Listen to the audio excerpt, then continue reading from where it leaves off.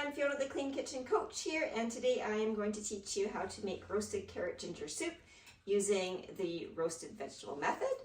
And you can find the recipe in my book, The Busy Mom's Guide to the Clean Kitchen. The whole idea of this book, guys, is that you never have to use a recipe. Instead, you learn how to cook using methods. So today's method is roasting vegetables and then pureeing them to make an absolutely delicious soup. So let's get started. Just want to show you how great my kitchen is, that I put everything organized so that everything is absolutely easy to use, and I have hardly any tools at all, which means I have hardly any cleanup to do at all. So we're going to start by getting a cutting board and a knife. You want a sharp knife. You want to pinch the bolster of the knife and wrap your 3 fingers around the handle. And then you're going to grab your vegetable. You're going to claw your hand. So when you're clawing your hand, you're making sure that your thumb is tucked behind. Nobody's thumb's getting cut off today. And then you're going to put the tip of the knife down on your cutting board and roll through to make your cut. So when I'm making a roasted vegetable soup that I'm going to puree, my vegetables can be super chunky because I'm going to puree them anyways, but I don't want them too big because then they won't break down with the immersion blender. So with the carrot, I'm going to cut it in half first, lengthwise, and then I'll just rough cut it. Now, if you've watched my other videos, you know that I say that with soups, what you want to do is you want to have as many onions as you have carrots and celery combined for your mirepoix. But we are doing a roasted carrot soup, so we need a lot more carrots in this one. You notice I didn't peel the carrots. Why? Because there's lots of nutrients close to the skin in the vegetable. And then I have my cookie sheet. I like to use a stone. Pro tip: heat your stone in a 425°C oven so that as soon as you place your vegetables on the stone, they start to caramelize. I'm going to throw that on there. And then I'm going to take my onion and again, really rough cut it. If I was dicing it, I'd make sure to keep the root end because the root end is our friend. But when I'm rough dicing, I don't worry about the root end, I cut it off. And the skin should just fall off. I don't have to really worry about peeling it. You want these vegetables to be about the same size so that they cook evenly. When you're doing your celery, because we are pureeing this, we can put the whole leaf in there as well. So if you've watched my videos before, you know that I am not great at mincing garlic. I like to use a garlic press. I have been working on my mincing skills, but in this case, I don't have to mince it at all. I don't have to rough chop it at all. I just throw it on there and roast it because I'm going to puree it with the immersion blender. I will cut off the ends of it. And just quickly do the last 2 carrots and then we'll be able to throw that in the oven.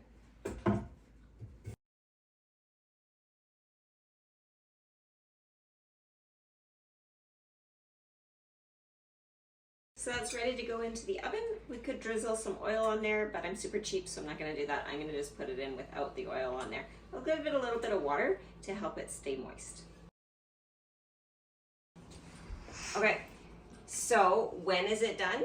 So we don't go by a time because a time is never going to tell you when the vegetables are cooked. I don't know the temperature that they started at. I don't know the thickness of them. I don't know how much moisture is in there. So I can't tell you how long it's going to take to cook. But I can tell you it's done when it's fork tender. So the next part of making the soup is to get the broth ready. So I'm going to put some water into the pot.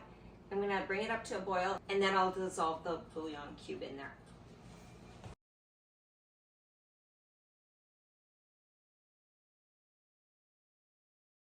I have the tools that I use every day held on hooks over here. So the oven is at 425°C, and that is because that is the temperature that I need it to be, so that when the carrots go in there, it's nice and hot, and it's hot enough so that the sugars caramelize. What that's going to do is it's going to form a protective barrier around the vegetables and keep the moisture locked in.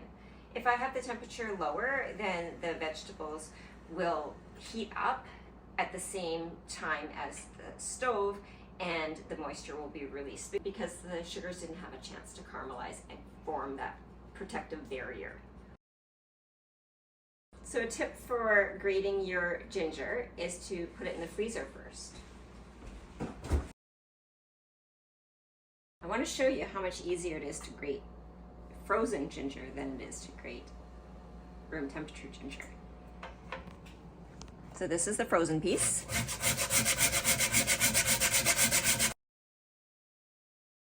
And this is the room temperature piece.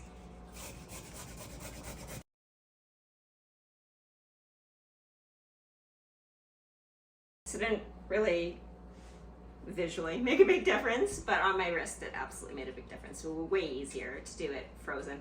So I can buy the ginger at the grocery store, and then when I come home, break it into thumb-sized pieces, put it in the freezer, and then it's available whenever I need it.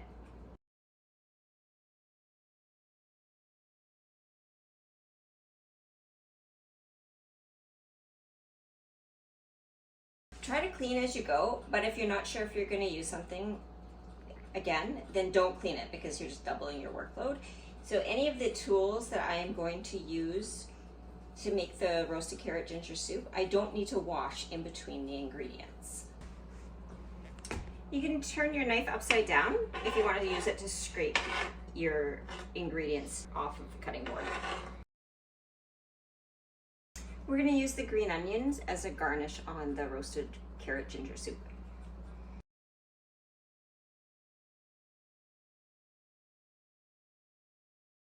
Alright, so the water is boiling. So we're going to break the bouillon cubes into the water. If I just put it into cold water, this chunk will sink to the bottom and possibly burn. But if I instead boil the water and then break this into little tiny pieces, then it easily dissolves. So after we've got this bouillon added to the boiling water, we're going to reduce the heat to just a light simmer and keep it warm until we're ready to use it. And to finish off this broth, we are going to add the ginger and some lime juice. So if you didn't have lime juice, you could use apple cider vinegar or lemon or some wine. You just want an acid in there so that it'll brighten the flavor of the soup. And if you didn't want ginger, didn't like ginger, you could put some fresh dill in there. That would be great too. Or any other spices, maybe some thyme. Thyme and carrots go really well together. So again, we're cooking with a method, not a recipe. So whatever spices you want to put in there, you can put in there. I just happen to like the ginger with the lime. I think it's really yummy. Try some of your favorite flavor combinations and let me know how it works out for you. So when we're about halfway done the vegetables, at around 20 minutes, again, this is not precise for the time. It's just around 20 minutes. Check to see the vegetables are nice and browned on one side, and then you can stir them so that they get brown on the other side.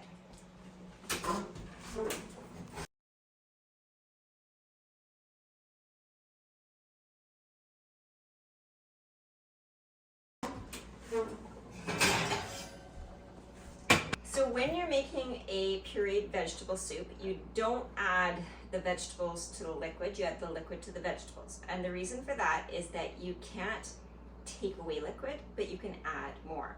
So you're going to want to start with a little bit of water and a lot of vegetables, and then add more water and keep on pureeing until you get to the consistency that you want. If you want a thinner soup, you're going to add more broth, and if you want a thicker soup, you're going to use less broth.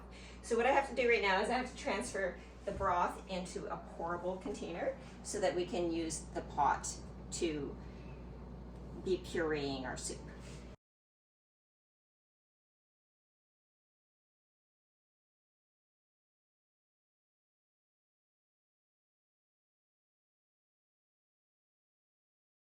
You don't want to make sure that that immersion blender is right in there.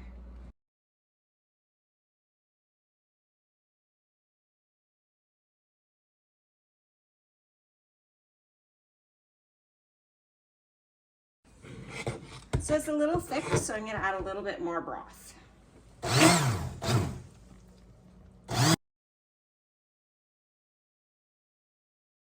If you wanted it really, really smooth, then what you could do is pass it through a fine mesh sieve. To finish it off, I'm going to throw some coconut milk in there and some green onions to top it off.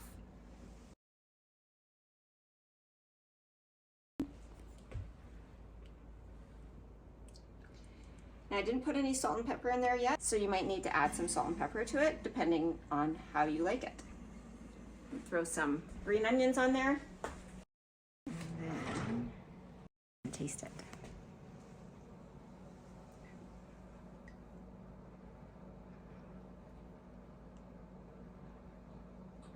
Oh my god, it's so good. You guys have to try roasted carrot ginger soup.